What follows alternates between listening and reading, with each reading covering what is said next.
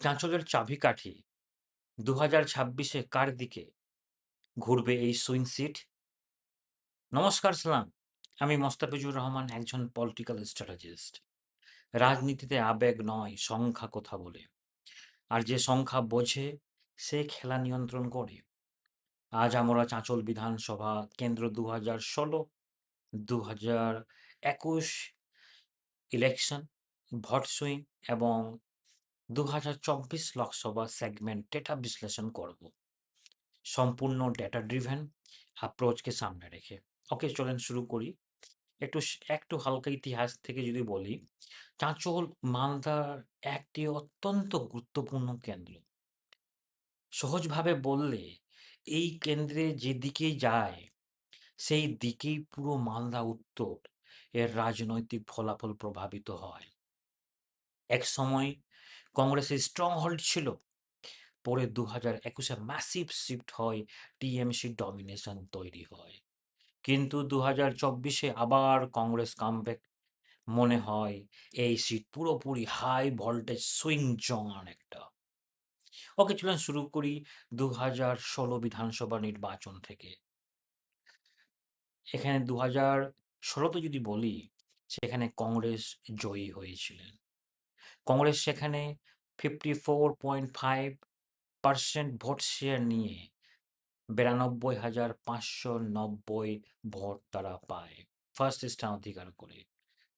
ওকে, second স্থান TMC, যেখানে 23%, 23.7% vote share নিয়ে টিএমসি 40,222 ভোট পায়, 40,222 ভোট। সেখানে টিএমসি সেকেন্ড পজিশনে ছিলেন। আমি যদি বিজেপির কথা বলি, বিজেপি সেখানে তৃতীয় স্থানে ছিলেন। বিজেপি যেখানে 19.8% ভোট শেয়ার নিয়ে 33,601 ভোট পায়। তো এখান থেকে, এই সমীকরণ থেকে আপনি বুঝতে পারছেন 2016 বিধানসভা কংগ্রেসের ক্লিয়ার ডমিনেশন ছিল। কিন্তু 2021-এ যদি চলে আসেন, 2021-এ টিএমসি যেখানে 1,15,966 ভোট পায়, 58.4% ভোট শেয়ার নিয়ে জয়ী হন কিন্তু 2021 ম্যাসিভ সুইট। ওকে, সেখানে যদি আমি বলি বিজেপি সেখানে 24.5% ভোট শেয়ার নিয়ে 48,628 ভোট পায়, 48,628 ভোট পায়। কংগ্রেস সেখানে তৃতীয় স্থান অধিকার করে 15.8% ভোট শেয়ার নিয়ে 31,346 ভোট পায়। আপনি দেখতেই পাচ্ছেন 2021-এর জয়ের ব্যবধান 67,338 ভোট ছিল, 34% মার্জিন ছিল বিজেপি থেকে। আমি যদি বলি 2021-এ। ওকে, আমি আবার যদি চলে আসি সুইং ফ্যাক্টর, ভোটের সুইং ফ্যাক্টর 2016 থেকে 2021-এ, আপনি আহ, যেটা দেখলেন, যেটা শুনলেন, যেটা বুঝতে পারছেন যে টিএমসি 23.7% থেকে 2016 থেকে 2021-এ 58.4% তারা কিন্তু সুইং হয়, যেখানে massive growth, 34.7% massive growth phone.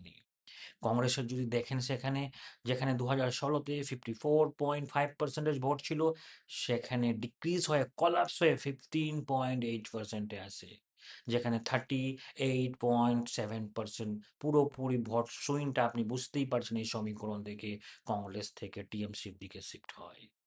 ওকে, সেখানে আমি যদি বিজেপির কথা যদি বলি, বিজেপি 2016-তে 19.8% ছিল, সেখানে তারা দাঁড়িয়েছে 24.5%।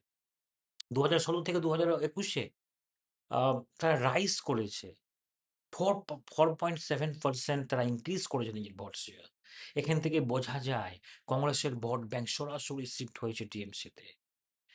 এটাকেই বলে স্ট্র্যাটেজিক মাইনরিটি কনসলিডেশনস, যেটাকে টিএমসি ল্যান্ড স্লাইড বলা হয়।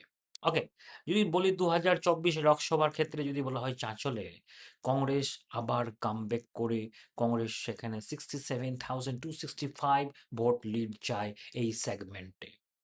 ৬৭,২৬৫টা ভোট। সেকেন্ড পজিশনে ছিল টিএমসি ৬৬,৯১১ ভোট ছিল। যেখানে তাদের পার্থক্য যেটা সেখানে সেকেন্ড পজিশনে টিএমসি ছিল এবং বিজেপি যদি বলি ৫০,৬২৩ ভোট কিন্তু পায়। ওকে। সেই ক্ষেত্রে যদি আমি সুইং ক্ষেত্রে যদি বলি ২০২১ থেকে ২০২৮ যেখানে ২০২১ এ টিএমসি ছিল ক্লিয়ার ডমিন্যান্স 1.15 লাখস এর, সেখানে ২০২৪ এ কংগ্রেস আবার ন্যারো লিড নিয়ে আসে এবং টিএমসির ভোট ড্রপ হয় -49,000 এবং কংগ্রেস গেইন করে +35,000। ওকে, ম্যাসিভ রিভার্স সুইং যদি বলা যায় টিএমসি থেকে কংগ্রেসের ভোট রিটার্ন আসে। ওকে, আমি ফাইনালে যদি বলি আহ, চাঁচল এখন টিএমসি বনাম কংগ্রেসের নাইফ এডজ ব্যাটল, কিন্তু এখানে বিজেপি থার্ড ফোর্স হিসাবে যুক্ত রয়েছে। ওকে, শেষ কথা একটাই, 2026 ইলেকশন আরো ইন্টারেস্টেড হচ্ছে। মনে রাখবেন, ভোট সুইং কখনো এমনি হয় না, এটা তৈরি হয় প্ল্যানিং আর ন্যারেটিভের মাধ্যমে। যে ন্যারেটিভ তৈরি করে সেই ফলাফল নিয়ন্ত্রণ করে। শেষ এক সপ্তাহ যারা স্ট্র্যাটেজিক্যালি কাজ করে তারাই জয়ী হয়।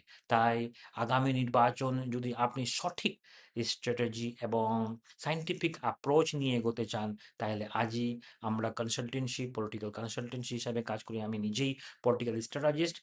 আপনি ডাইরেক্ট উপরে ডিএম করবেন, ডাইরেক্ট মেসেজ করে আমাদের সঙ্গে যোগাযোগ করতে পারেন। ওকে, আজকে এতটুকুই। নমস্কার।